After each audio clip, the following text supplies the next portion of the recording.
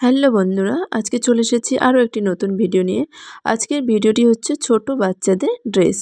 তো এটা আমি টুকরো কাপড় দিয়ে তৈরি করেছি। আপনাদের টুকরো কাপড় থেকে থাকলে আপনারা 3-4 মাসের বাচ্চাদের এই ধরনের ড্রেসগুলো বানিয়ে পরে নিতে পারেন। তো দেখুন আমি কাপড়টিকে 4 ভাঁজ করে নিয়েছি। তো এখানে আমার লম্বা যা ছিল তার সাথে 1 ইঞ্চি নিয়েছি। আমার লম্বা ছিল 6, আমি 1 ইঞ্চি 7। আপনারা আপনাদের পছন্দ মতো লম্বা যেটা থাকবে তার সাথে 1 ইঞ্চি আপনারা বাড়িয়ে নেবেন। এরপর আমি এখানে পুটের মাপ নিয়ে নিচ্ছি 4.5। আপনাদের পুট যা থাকবে সেটাকে আপনারা ভেঙে অর্ধেক করে নেবেন। এবার পুট যা থাকবে মোহরা আপনারা তাই নিয়ে নেবেন। তো আমি মোহরাও এখানে 4.5 নিয়ে নিচ্ছি।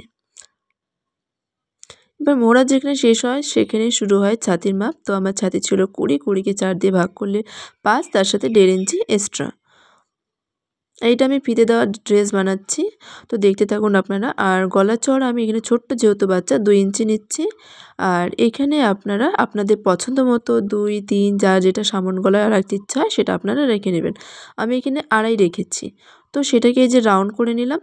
আর আমার যে পুটের যে মেজারমেন্টে যেটা পুট যেটা থাকবে সেইখানে কীভাবে রাউন্ড করে মেলাচ্ছি দেখুন। এই যে অর্ধেকটা মানে মিডিলটা নিয়ে নেবেন, সেমভাবে উপর দিক দিয়ে এটাকে উপর দিক দিয়ে পুটের থেকে নামিয়ে নিয়ে মোহরার লাইনের কাছে মিলিয়ে দেব। আর 1/2 ইঞ্চি নিচে নামিয়ে দেবেন। খুব সহজ, আপনারা একবার তৈরি করে দেখতে পারেন। এবার কাটিংটাও কিভাবে করছি দেখুন। দেখুন আমার কাটিং করা হয়ে গেছে। এখানে আমি 2 ভাঁজ 2টা পার্ট বেরিয়ে গেছে।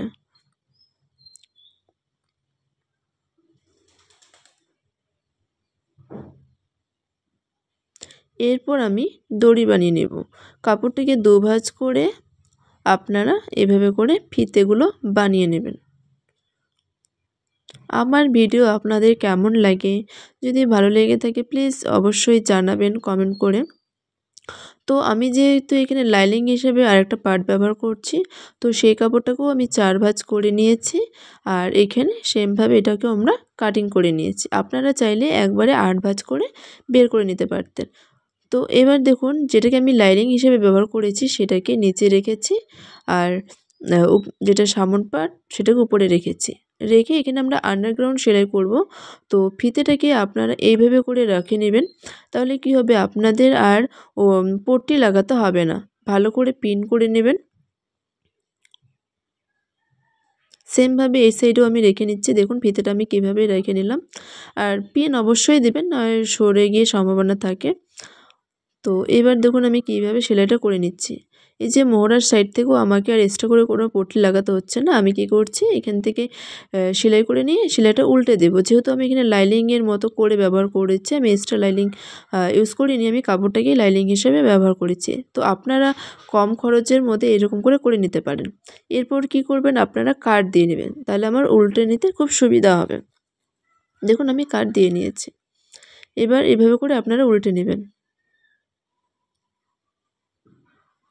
আর উল্টানোর সময় একটু এই ধরনের কিছু একটা দিয়ে আপনারা এরকম করে একটু বের করে নেবেন। যেহেতু এখানে কোণ মতো রয়েছে, অপর পার্টটা আপনারা সেমভাবে করে নেবেন। খুব কম সময়ের মধ্যে এটা তৈরি হয়ে যায়। দেখুন এই যে করে নিয়েছি 2টো পার্ট। এবার আমরা নিচের যেটা ঘের সেটা রেডি করব।